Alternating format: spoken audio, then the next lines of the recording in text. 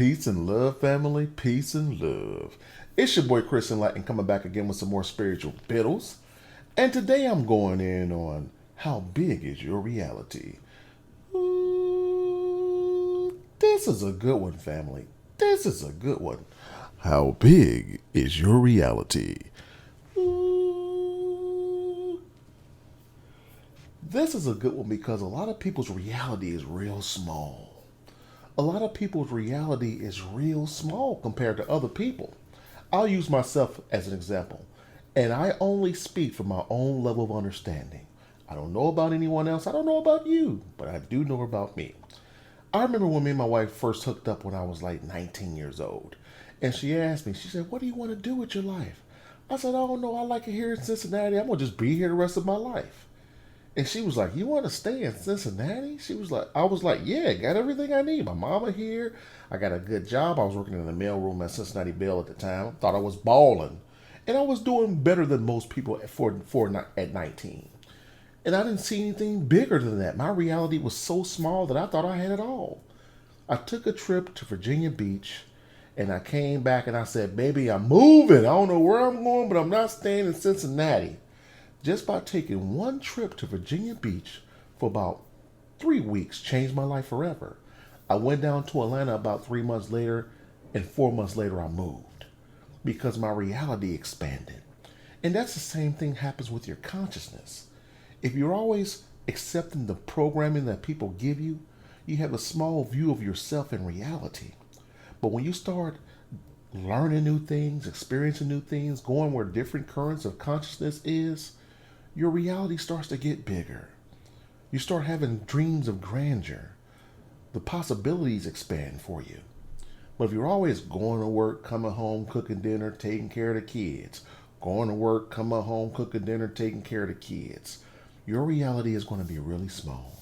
It's going to be really small.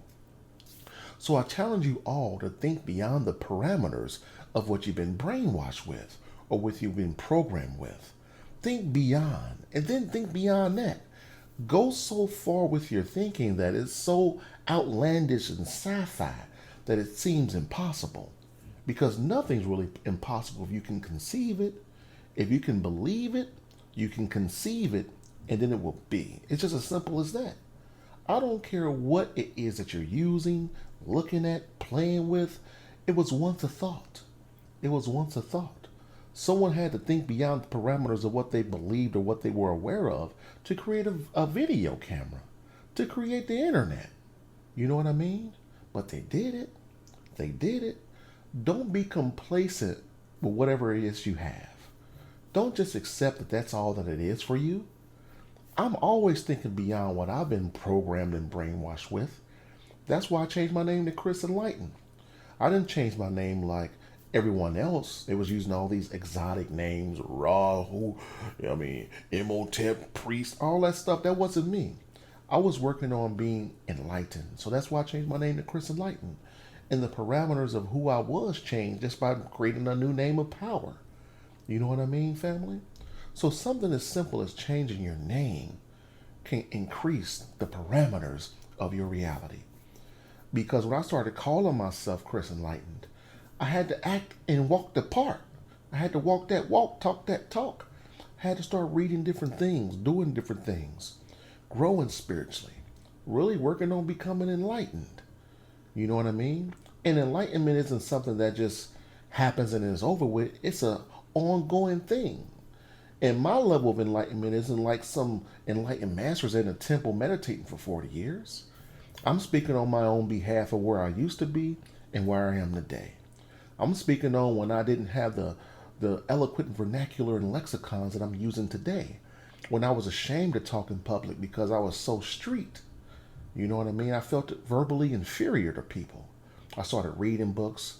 I started writing down a new word every day. I needed to change the way I spoke so people would look at me different. You know? I remember there was a time when I would open my mouth, people knew exactly where I was from. And it was slightly embarrassing because I sounded like I was a product of my environment. And my environment was known for low vibratory energy, crime, no good, things like that. Cheating on women, fighting, selling drugs, going to jail, poverty consciousness, scratching and surviving. I had to change that. And as I started to mature and grow up, people were surprised when they found out where I was from. And I knew, okay, I'm going somewhere. I'm getting somewhere. My reality started to expand a little bit. So that's something I want you guys to really work on. I don't really want you guys, I mean, you can do what you do. Do what you do. But I really want you to work on you. Start traveling more. Start looking and doing things that you normally wouldn't do. Start speaking to people that you normally don't speak to. Because when you speak to someone that you normally don't speak to, that person probably normally wouldn't speak to a person that looked like you either. And you could change the course of history for that person and yourself. My great aunt, peace of blessings be upon her, Emma Lou Lane, she raised my mom, but she also helped raise me. She was like 60 years old when I was born. And she was 64 years old when I was born. 66 when I was born. And she helped instill a lot of ancient and old school values within me that I carry to this day. Hard work, being strong. She wasn't raising no punks. You know what I'm saying? And she always told me to lead with love. Even though she was real aggressive, she always led with love. And that's something that helped expand my reality. Because I treat everyone with love, whether I know them or not. You know what I mean? I give everybody a shot. Once you burn me, once you mess with the light, you get burnt. That's one thing that me and my wife always say. They mess with the light, they get burnt. You know what I'm saying? But anyway, I really want you guys to work on expanding your reality. Start reading more. Read more, family. I have some friends that say, hey, I don't read anything. I ain't got time for reading. And I'm like, man, if you don't want to read, scan. If reading's challenging for you, I did a video on book scanning. Go back, look at my video on book scanning and just start scanning books. Because when you scan books, you're not going to really be able to consciously remember what you're scanning, but your subconscious mind doesn't forget anything.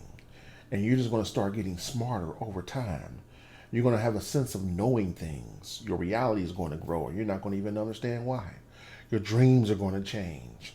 Your vernacular, your language, your lexicon, all that stuff is going to change when you start scanning books.